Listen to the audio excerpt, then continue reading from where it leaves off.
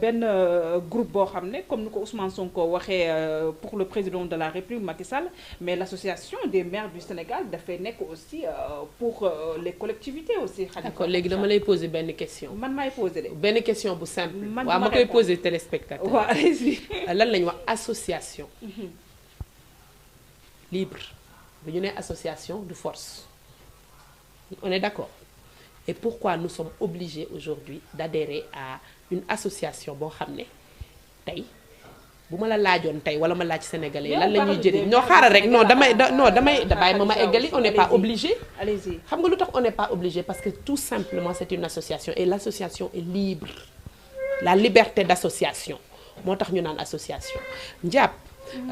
ñun dañu jël suñu ay responsabilités sur cette question et de dire que dañuy dem ber suñu daara jël suñu yoonu bopp xam nga lu tax ñu koy def damay jël rek li xew Assemblée nationale avec une majorité mécanique da nga wax sànq ni ñoom ñoo ñu ëppale nombre de maires ñun dinañ dem ci assemblée boo xam ne wala ci association boo xam ne la loi de mécanique moo fay appliqué wu tout ce que nous voulons faire ou proposition que nous voulons ñu appliquer la loi mécanique pour écarter ça et on ne s'intéresse pas aux vrais problèmes de la des maires et des territoires def ko espace boo xam ne espace pour dilatoire lay doon espace boo xam ne xëccoo ak xiiroo ngaa yooyu ñun dañ ci nekkul et on assume nos responsabilités non bàyyi ma eggali njàpp da ngay laaj qu'est-ce que nous voulons faire de différent nous voulons porter les vraies questions des maires du Sénégal et avoir un cadre de réflexion sérieux ce qui n'est pas le cas de l'AMS et j'assume ce que je dis njàpp il y a des questions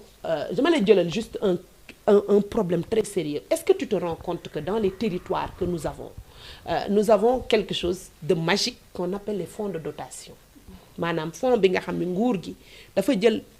benn pàcc ci li nga xam ne moom moo ko moom ci pouvoir mu délocaliser décentraliser ko jox ko collectivités yi sans pouvoir délocaliser les moyens décentraliser les moyens mu nekk cette histoire de fonds de dotation tu penses que l'AMS en tant qu'association qui se respecte ne devait pas prendre à bras le corps cette question et exiger que une partie et porter le plaidoyer pour que une partie du budget au moins dans les pays qui se respectent plus de 20 à 30% du budget du pays dañ koy allouer au fonds de dotation pour mën a permettre de véritables politiques de développement territorial ce qui n'est pas le cas aujourd'hui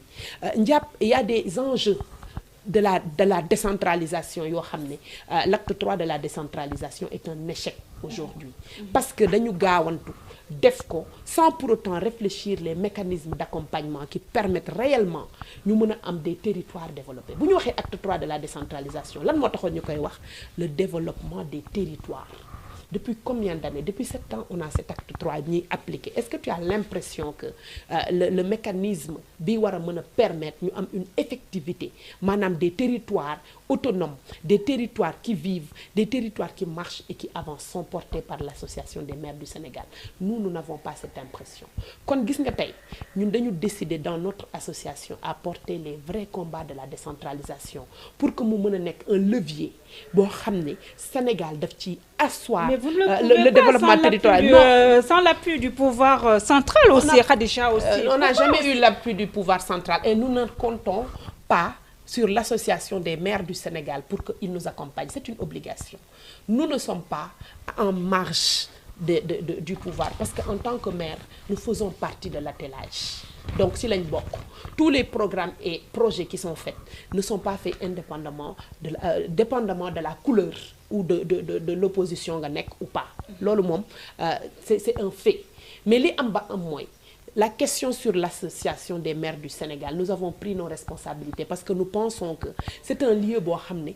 c'est un lieu pour le pouvoir muy mën a asseoir encore sa domination wala nekk fa di def la loi mécanique suñu bëggee proposer quelque chose ñu voter contre ko parce que y a la loi du nombre nous ne sommes pas sur ces questions nous avons dépassé cette étape notre objectif aujourd'hui c'est de porter les vrais changements yi nga xam ne dañ ko war a am dans les communes, porter de véritables politiques de développement territorial, aller ensemble et réfléchir sur les changements yi nga xam ne moo mën a permettre ñu opérationnaliser l'acte 3 et la décentralisation. Sur ces questions la ñuy positionné wu. Et jusqu'à aujourd'hui, je n'ai pas vu l'association des maires se positionner dessus. C'est vraiment du compagnonnage boo xam ne ay affaire xaritoo laak ay affaire diw rakku diw laak on n'est pas dans ça. Ça doit être plus sérieux que ça. Nous avons créé notre propre cadre pour nous permettre ñu mën a am suñu ay objectifs et nous donner les moyens de les atteindre. On va terminer si benn question boo xam ne voilà mën nañu wax ne voilà sama genre sa bëggatuñ ci wax mais on est obligé d'en parler, Khadija. La guerre des audios, l'affaire Adji Sarr, Ousmane Sonko xam ne man damaa bëgg mu jeex en fait Khadija. Ces audios est-ce que mën nañoo wax ne luñ ci gis dafa rek gën a dëggal li nga xam ne mooy complot bi nga xam ne sa leader Ousmane Sonko waxoon na ko wala rek mën nañoo wax wàllum récupération politique, Khadija? Ces audios montrent la déliquescence de la République.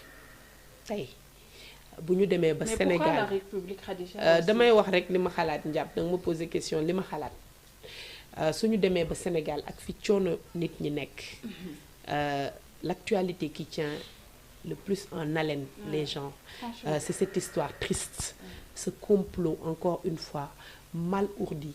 et au sommet de l'État ngay gis ñu ciy tudd ay nit ñoo xam ne tey dañ leen di jàppe ay kilifa ci dëkk bi. Il y a des questions à se poser fan la ñu jëm et quelle république et quel pays nous voulons être où nous sommes aujourd'hui. Njàpp waruñu ji caaxaane dunduñu nit ñi njàpp 14 personnes sont mortes.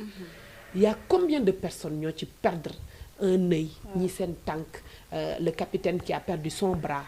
ñaata millions wala ñaata milliards la ñu perdre à cause de cette histoire. ñaata vie humaine la ñu perdre et jusqu'à présent tu n'as même pas entendu une enquête ñu yëkkati ko pour xam qu'est-ce qui s'est passé réellement avec cette histoire. Njàpp li ma ci mën a wax lu ndaw mooy j'ose espérer que la justice sénégalaise dana jouer son rôle et ce avec impartialité avec impartialité xam nga lu tax Njàpp dama ko wax dama koy waxaat on n'a jamais eu de doute que lii c'est un complot te les faits nous donnent raison aujourd'hui en tout cas ñu ngi bàyyi justice di xool ndax dina am taxawaay bi mu war a am li ci am solo te loolu laa bëgg tey bu ñuy retenir un mais propos. vous avez des audios certes mais le camp aussi d'en face. Njàpp li ma il mën a parle wax de vidéo, Khadija. loolu eggaguñ ci li ma mën a wax tey. Et c'est cette s'il y a quelque chose bu ma bëgg nit ñi retenir ko mooy. nañu bàyyi di caaxaane suñu dëkk di fowee yenn yi. ces histoires qui coûtent des vies humaines. Njàpp lu sensible ñu koy fowee ay waasoo ak yeneen on doit élever le niveau du débat dans ce pays. maa ngi ñaan yàlla le procureur mu autosaisir sur cette question parce que je pense que sénégalais yépp loolu la ñuy xaar. ñu am courage bi nga xam ne moo tax ñu teg leen fi ñu leen teg